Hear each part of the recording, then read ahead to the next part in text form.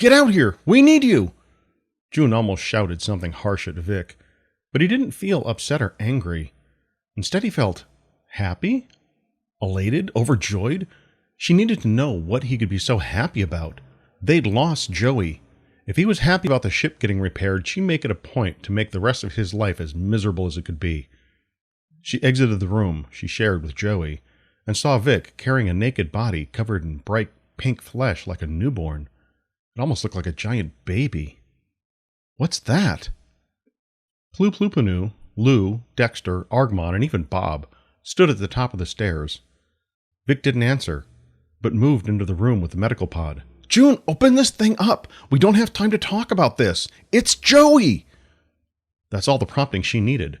In a flash, she was inside the room and pressing buttons on the pod. Her fingers shook as she tried to key in the correct sequence. Finally, the lid opened, and Vic, standing on the other side of the pod, lowered Joey's body into it. Carefully, he had pulled his arms out and nodded. June hit the button to start the sequence.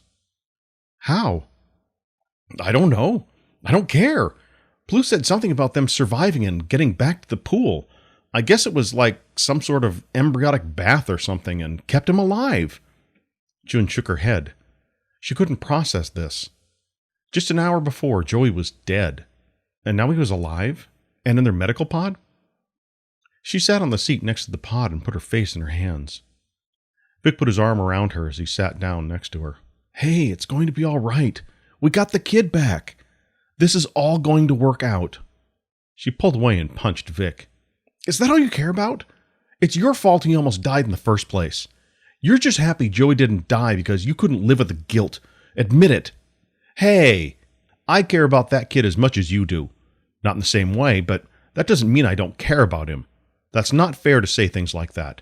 Everything I do for everyone on this ship. She was just lashing out. She couldn't do that. She could feel Vic's thoughts and knew he was happy to have Joey back. Ever since Joey had been on the ship, he'd been like Vic's little brother. They'd done a lot of stupid things together, and that bothered her to no end, but there was no doubt that Vic cared about Joey. She just couldn't get a hold of her emotions. She put her face on Vic's shoulder and allowed herself to cry. The machine ran through a diagnostic cycle and scanned Joey's body. It would be hours before he'd be able to leave the pod. She reached out with her mind to touch his, but there was nothing there to touch at first. It was as if he wasn't truly there. His body had been through a lot, and his mind might have shut down its defenses. She continued to reach until finally she found a spark deep within his mind. She smiled. After everyone else had left the room, she sat and stared at the blinking lights on the pod. It showed his breathing, his heartbeat, his brainwave activity, everything that made Joey alive. But she couldn't shake the feeling that he was somehow different, not quite the same person. She tried to shake the feeling off. He'd been through a traumatic event. She wondered how he would be once he emerged from the pod. She laughed at herself. Every experience changed a person. He would still be the same Joey she'd grown to love over the past year. Even though they hadn't been physical, that didn't mean they couldn't be. She stood and placed her hand on the pod's cover and looked in on him sleeping. He looked so peaceful. His skin had regained some of its color, and he no longer looked like a newborn. She could just stand there for hours until he came out, but there were other things that needed to be done. He'd be fine, and the medical pod would alert them when he was ready to exit. Everyone else, and Plupunu, were in the galley, talking about ship repairs. They all stopped talking when she came into the galley. Vic, who'd been leaning against the wall drinking a cup of coffee and smoking a cigarette, stood up straight. How's the kid? He'll be fine. I can feel him in there. Vic nodded. Well, it seems Plu here and his scientists are working on a new power source for us, so we can be on our way soon. Once we get true repairs on the ship, we'll come back and tow this planet back to its home star. Then I think we need to take a much-needed vacation. How's that sound? It was June's turn to nod. She didn't care what they did at this point as long as Joey was all right. Hey, Vic, are there more of these robots around like this Bob thing? I can't be around them. Lou, just relax. Yes, there's lots of them. They're everywhere in the galaxy. You'll get used to them just like everyone else. No, I don't think you understand. I can't be around these things. They're not natural. You got to send me back home. Lou's eyes widened and he shook his head.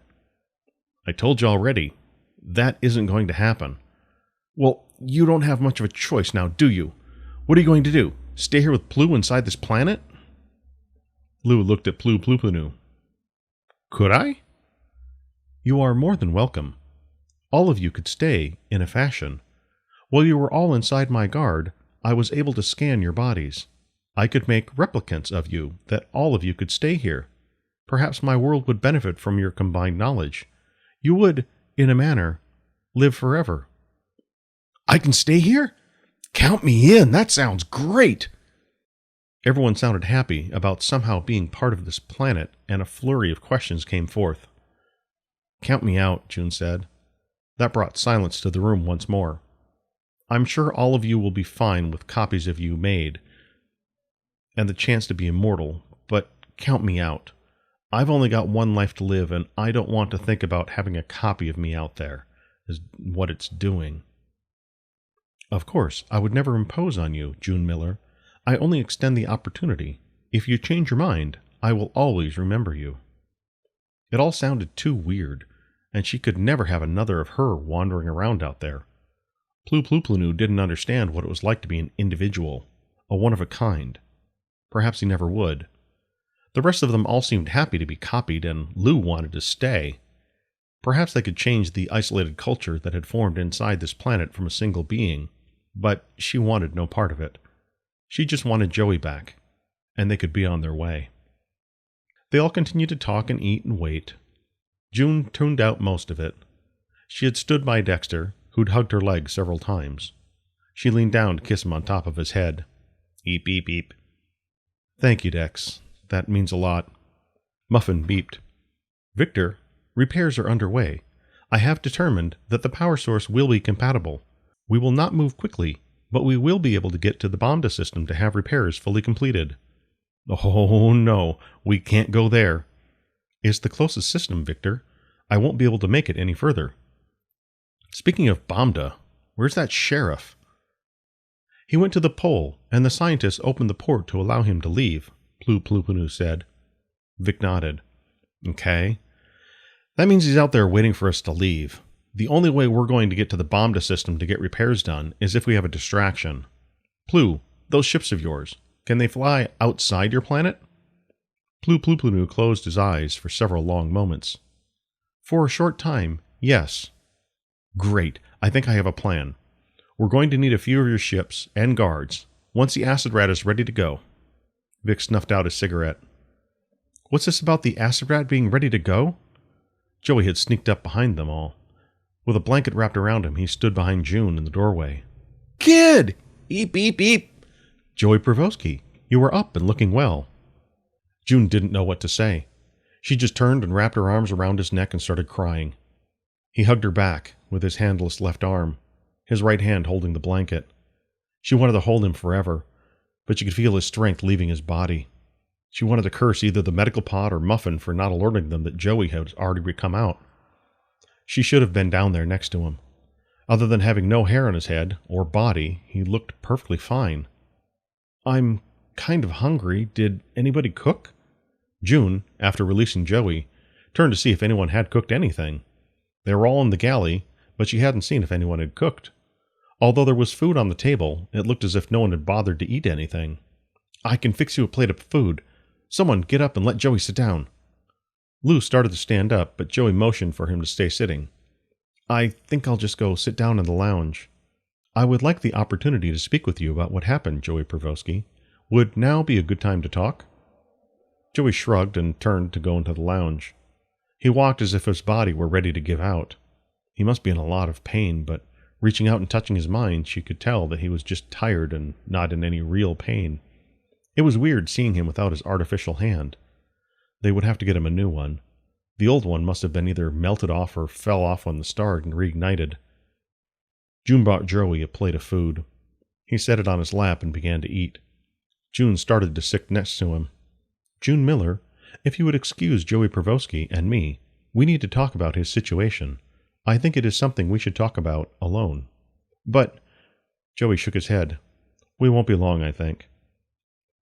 She wanted to be there, to hear everything. It wasn't fair they were going to make her leave. Even so, she could hear everything from Joey later. June got up and started to leave the lounge. If you wouldn't mind, June Miller, could you close the door, please? June stood outside the lounge doorway, and it always stood open. It wasn't like anyone on the ship ever needed privacy when they were in the lounge. It didn't feel right, but she trusted Joey. She pressed the button and placed her hand on the door once it was closed. She trusted him. You've been listening to Hollow, V&A Shipping, Book 2, written and read by J.R. Murdoch. For more information about this production and its author, visit jrmurdoch.com. There are a lot of ways you can choose to spend your time. Thank you for choosing to spend it with me.